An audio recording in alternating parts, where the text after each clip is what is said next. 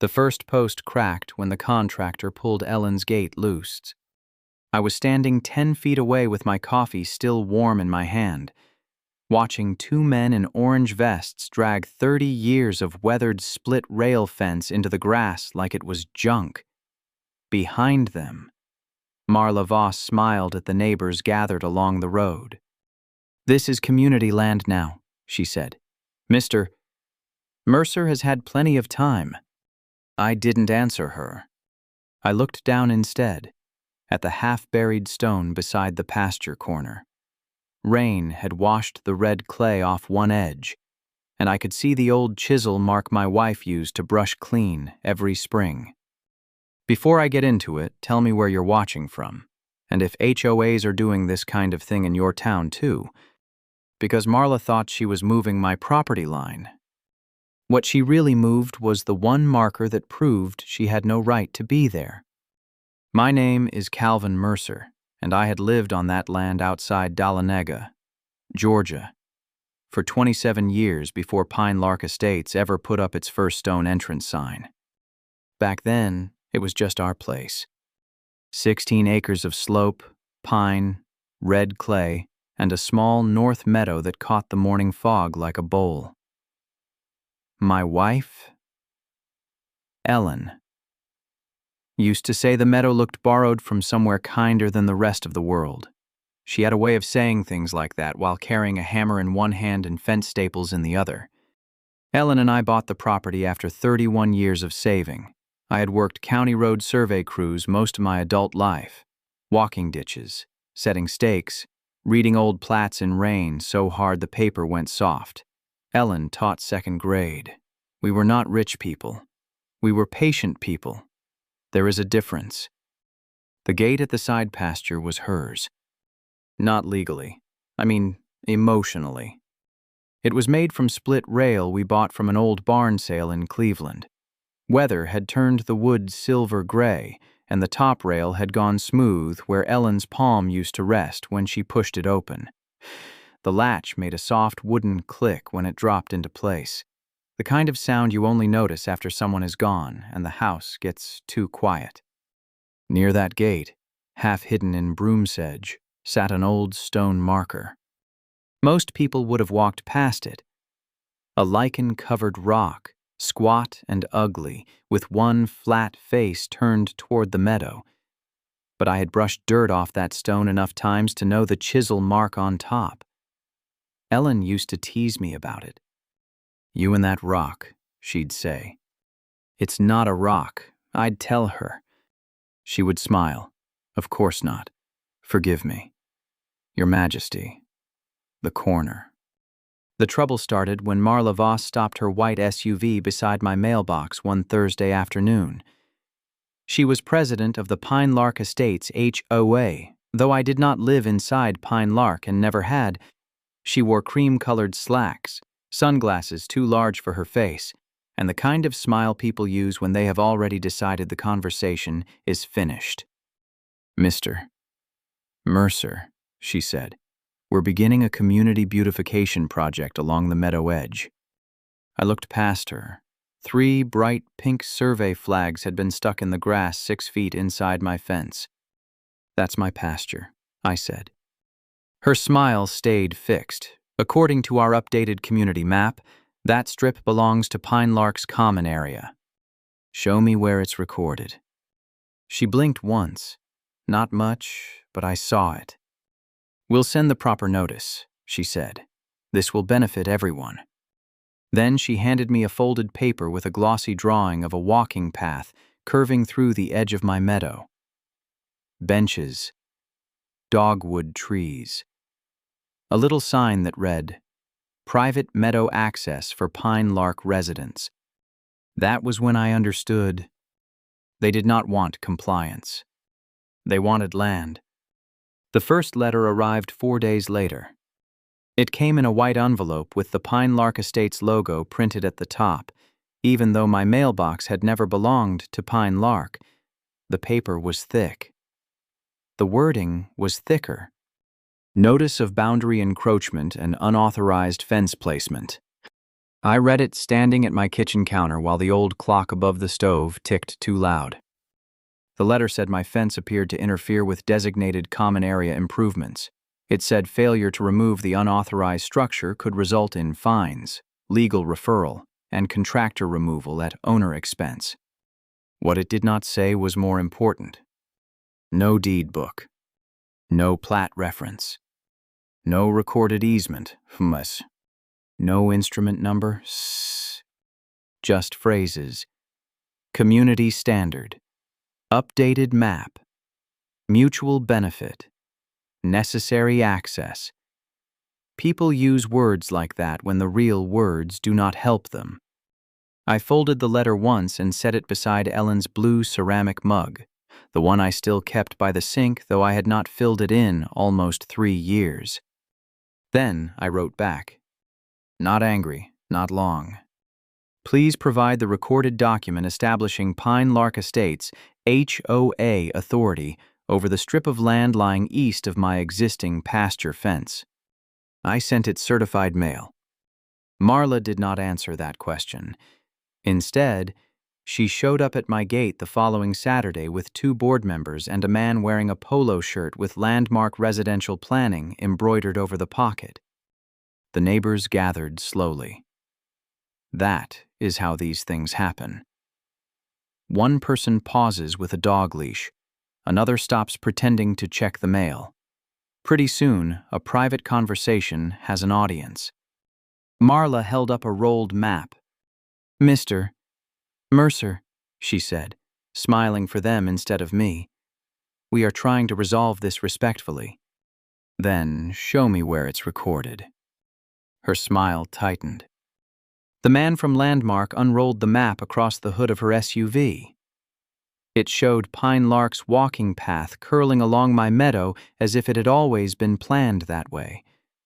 My fence was drawn with a red dashed line labeled obstruction. I pointed to it. Who drew that? Our planning consultant prepared it from the updated community overlay, Marla said. That's not a recorded boundary. One of the board members, a heavy-set man with silver hair, cleared his throat. Calvin. Nobody's trying to take anything. It's just a strip. I looked at him then. I had known his wife from the county library. I had waved to him for years. 6 feet is still land, I said. Marla laughed softly. Just enough for everyone to hear. Old men with old fences don't get to hold back a neighborhood's future. Nobody said anything. That silence stayed with me longer than her words. Ellen used to say neighbors should not become enemies over dirt. I believed her. I still do. But standing there, looking at that glossy fake line cutting through the meadow she loved, I realized something colder. Marla was not confused. She was counting on everyone else being too polite to ask for proof. The flags multiplied after that.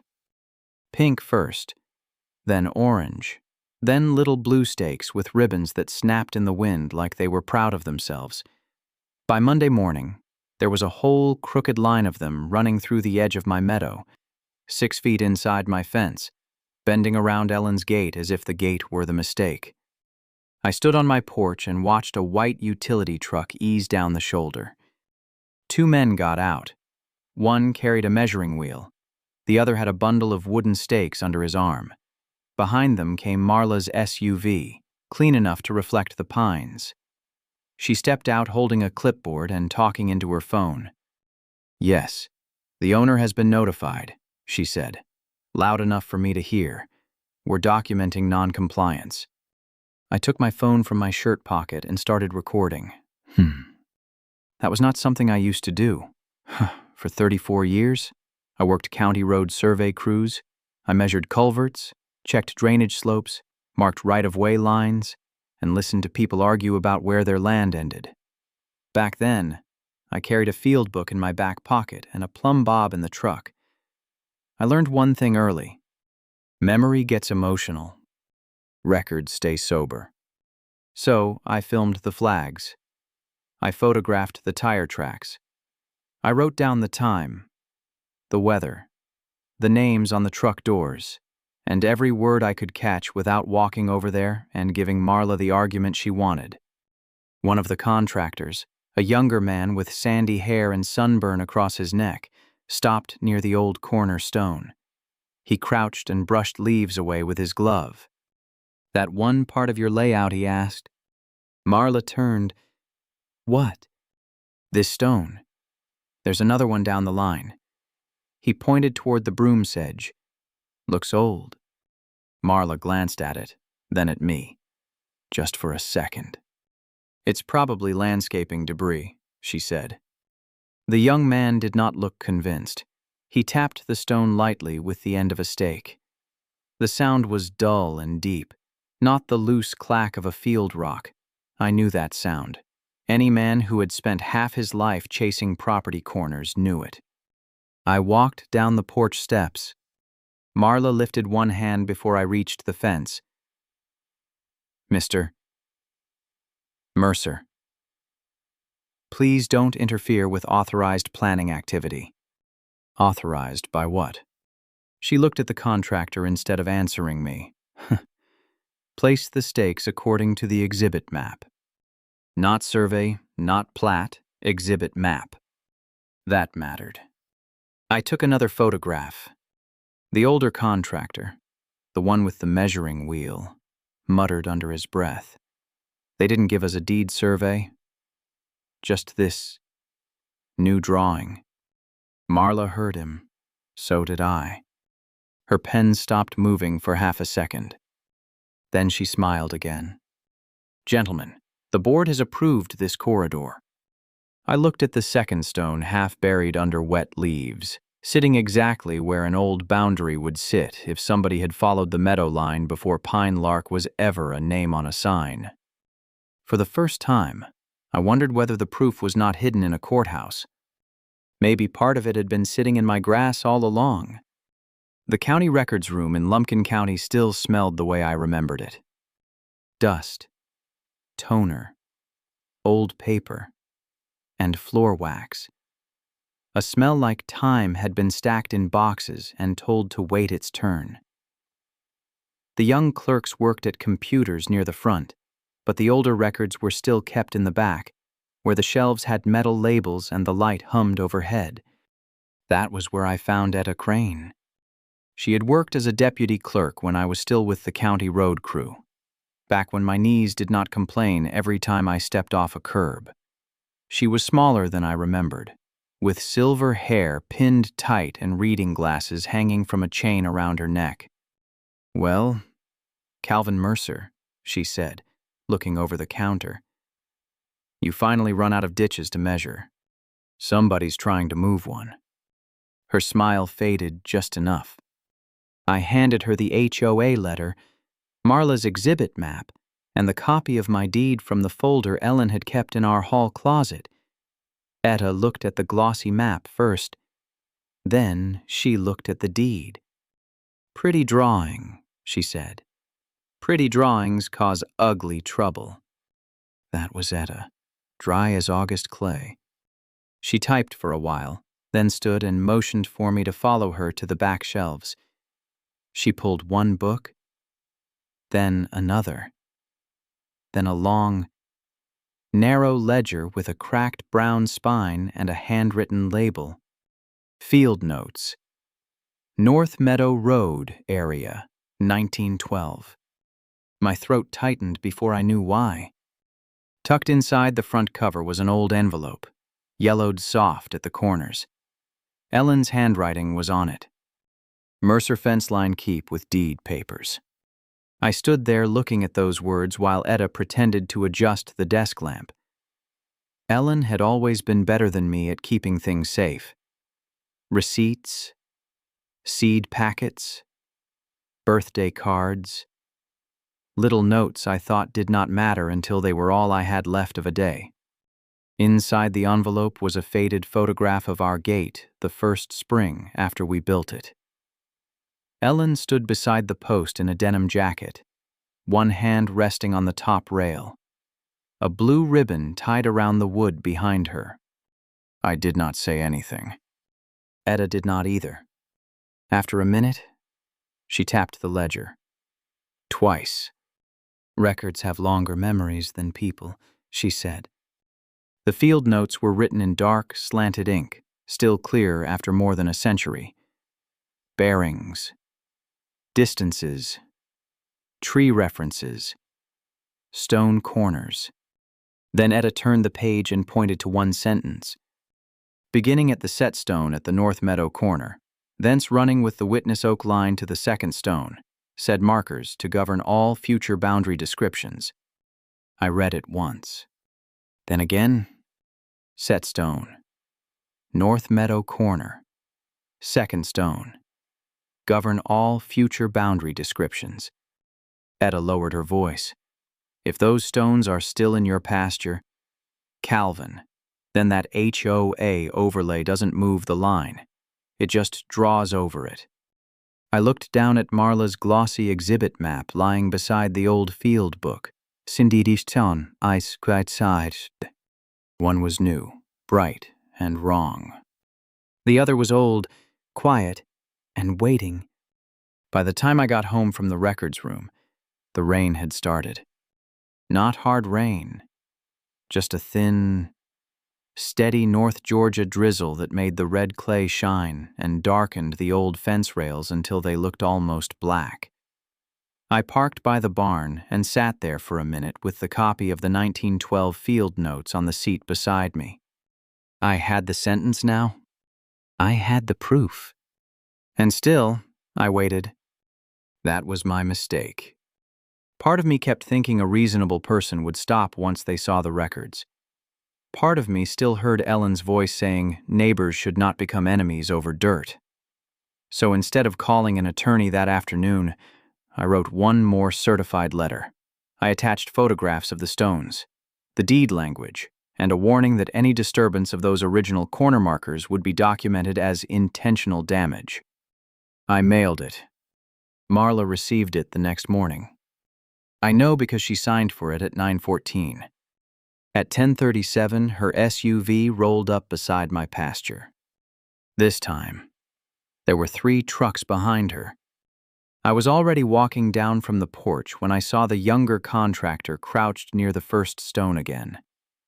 He brushed mud off the chisel mark, then looked back at Marla. "Ma'am," he said, "this is one of the stones he mentioned." Marla did not answer right away. For the first time since I had met her, her face changed when nobody was looking at her except the work crew. Not much. A flicker. Her eyes went from the stone to the certified letter in her hand, then to the flag she had paid to place in my grass. The board treasurer, a narrow man named Glenn, stood beside her holding a tablet. "Marla," he said quietly, "did our surveyor use the original deed or just the subdivision overlay?" She looked at him then. That was the moment. She knew there was a question she could not answer. She could have stopped. She could have said they needed review. She could have gone back to the board and blamed the consultant, the map, the weather, anything. Instead, she folded my letter in half. "We are past that," she said. "Remove the obstruction." The older contractor hesitated. "You want the gate first." "The gate, the fence, and that stone if it's in the corridor." I stepped through the wet grass. "Do not move that marker." Marla turned toward the neighbors gathering along the road. Her public voice came back. "Mr. Mercer has been notified repeatedly. The association is proceeding under board authority. Show me where it's recorded." She ignored me. The first post groaned when the contractor pulled it. Ellen's gate dropped sideways, the latch striking the ground with a dull wooden crack. I felt that sound in my teeth. Then the younger man lifted the stone. It was heavier than he expected. He had to use both hands. Mud clung to the bottom, dark and old, and for a second the empty hole looked like an injury. I raised my phone. Marla saw it and still waved him forward. The stone went into the contractor's trailer.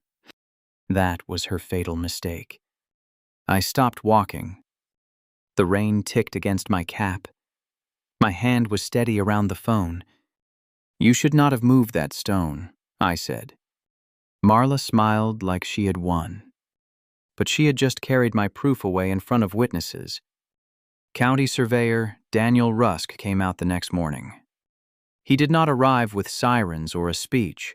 He arrived in a tan county truck with mud on the tires, a rolled vest on the passenger seat, and the expression of a man who had been asked to untangle something that should never have been tangled in the first place. Etta Crane came with him.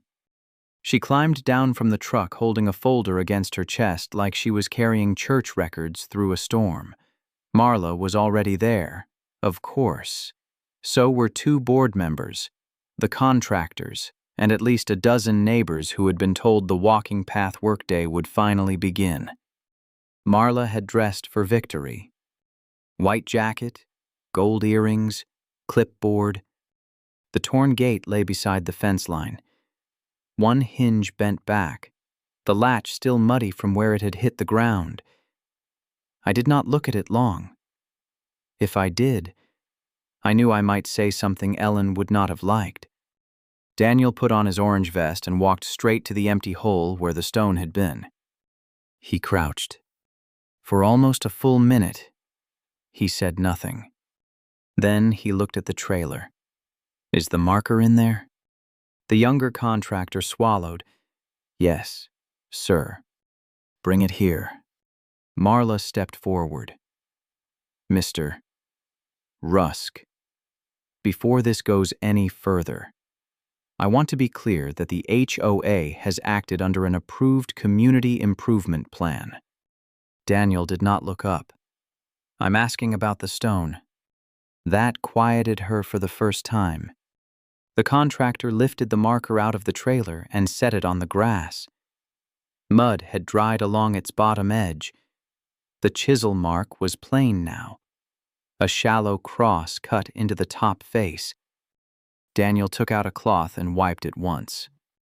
Then Etta opened her folder. She handed him a copy of the 1912 field notes, the 1978 County Road widening survey, and the old photograph Ellen had kept in the envelope. Daniel studied the photograph longer than I expected. Yes, in it, the gate stood new and bright, and the same squat stone sat near the corner post like it had been waiting to be recognized. I reached into my coat pocket and pulled out the rusted brass survey pin I had found near the old gate weeks earlier. I had kept it wrapped in a paper towel, more out of habit than hope.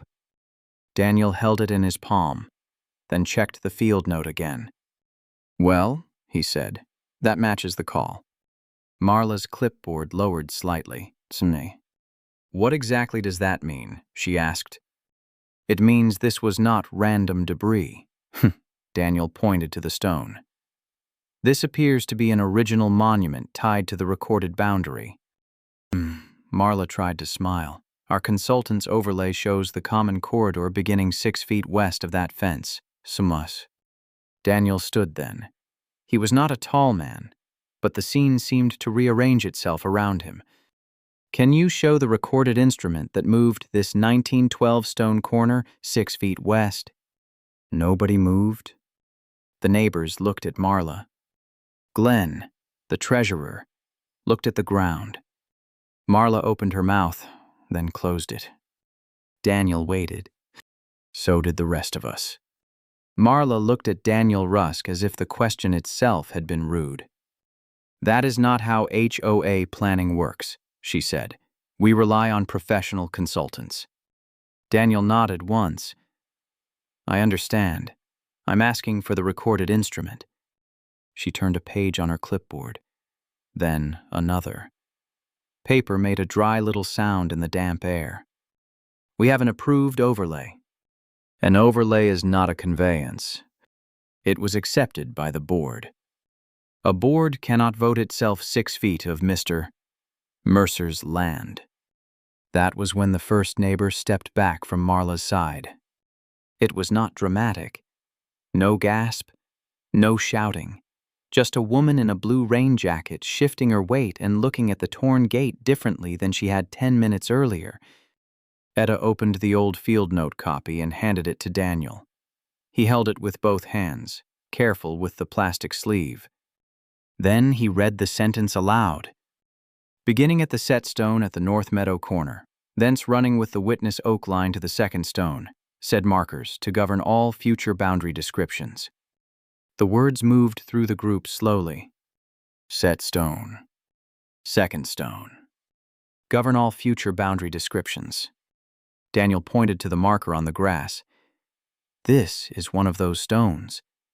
The 1978 road widening survey confirms the same line. Unless someone has a later recorded document legally relocating the boundary, this monument controls. Marla's face changed again. Not collapse, not yet. First came irritation, then calculation, then the small look I had seen the day before, when the contractor asked about the stone and Glenn asked about the deed. She had known there was a hole under her feet. She had stepped forward anyway. Our intention was never to take land, she said quickly. This was a good faith interpretation. The younger contractor looked up from beside the trailer. You told us to remove the stone if it was in the corridor. The whole place went quiet. Marla turned toward him. That is not an accurate characterization. He swallowed.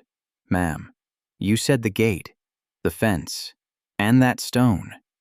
Several neighbors looked at my phone in my hand. I did not play the video. I did not need to. Not yet. Daniel looked at Marla. Did you receive Mr. Mercer's certified notice identifying this as a possible original corner monument before ordering removal? Glenn, the treasurer, lowered his tablet. Marla did not answer. That was answer enough. A man from the back of the group muttered, We paid for this. Someone else said, Wait, our dues funded a path on land we don't own. I thought about Ellen then, about her warning that neighbors should not become enemies over dirt. I still believed that, so I did not point at anyone. I did not tell them they should have spoken sooner. I did not make the silence worse. I just looked at Marla and said, The dirt was never the problem. Daniel folded the document closed. Work stops now, he said. And for the first time since Pine Lark had put those flags in my meadow, everyone understood whose line they had crossed. The county stop work order went up that afternoon. Not a dramatic document, 1 page, clipped inside a plastic sleeve and stapled to a temporary post near the road. But people read it like it was carved in stone. Pine Lark residents came by in 2s and 3s, standing close enough to see the county seal, then walking away quieter than they had arrived. By 5 o'clock, the contractors were loading the unused pavers back onto pallets. The bright flags came out next, one by one. Pink, orange, blue. A county crew pulled them from the meadow and dropped them in a bucket. It should not have felt satisfying, watching little pieces of plastic leave my grass. But it did. I will not pretend otherwise. Daniel Rusk returned with 2 assistants and a proper equipment case. They photographed the empty hole, measured from the second stone, checked the witness line, and reset the recovered marker exactly where it belonged. When the stone settled back into the red clay, it made a low, final sound. Daniel stood and brushed dirt from his hands. That monument controls, he said. Marla did not come back that evening.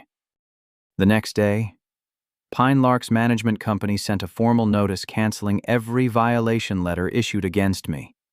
The fines disappeared. The demand that I remove my fence was withdrawn.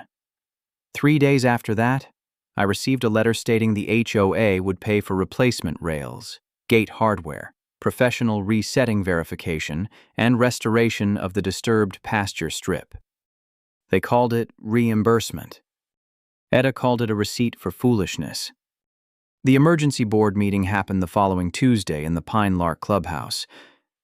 I did not plan to attend, but Glenn, the treasurer, called and asked if I would be willing to sit in the back in case residents had questions about the documents. I almost said no. Then I thought of Ellen. She used to say boundaries were not about keeping decent people out. They were about protecting what had been entrusted to you, so nobody could pretend later that it had no owner, no memory, and no witness. So I went.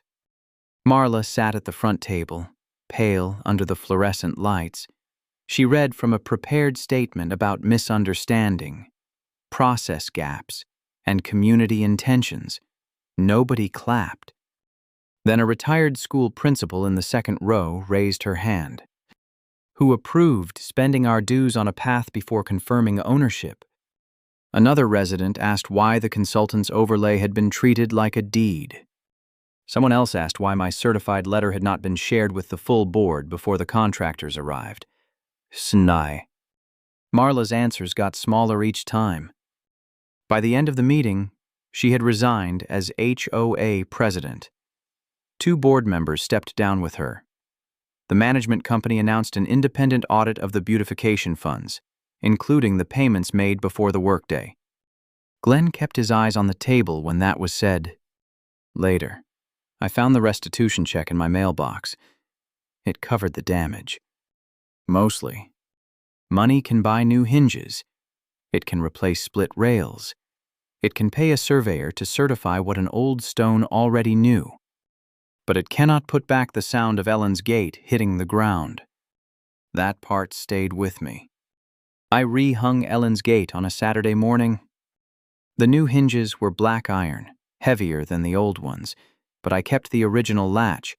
It was bent a little from the fall, and any hardware store in town could have sold me a cleaner one for $12. But clean was not what I wanted. I wanted the sound. So I clamped the latch in my vise, tapped it straight with a ball-peen hammer, oiled the pin, and fitted it back onto the post with the same 2 screws Ellen had saved in a coffee can labeled Useful Little Things. That was her handwriting, too. Useful little things. The pasture was quiet while I worked. No contractor trucks, no board members, no bright flags, just the soft drag of wind through broom sedge and the far-off knock of a woodpecker somewhere down the slope. The restored cornerstone stood 6 feet beyond the gate, settled back into the red clay where it had been before. Marla Voss decided a glossy drawing could outrank 100 years of record. Daniel had placed a small county witness marker beside it, low and plain, the kind of thing most people would never notice unless they knew why it mattered. I noticed. I carried Ellen's old photograph in my shirt pocket while I worked. Not for luck. I do not believe much in luck. I carried it because some work deserves a witness. When the gate finally swung free, I pushed it open with my palm on the top rail. The wood felt smooth, weathered, familiar. I stepped through, turned back, and let the latch fall.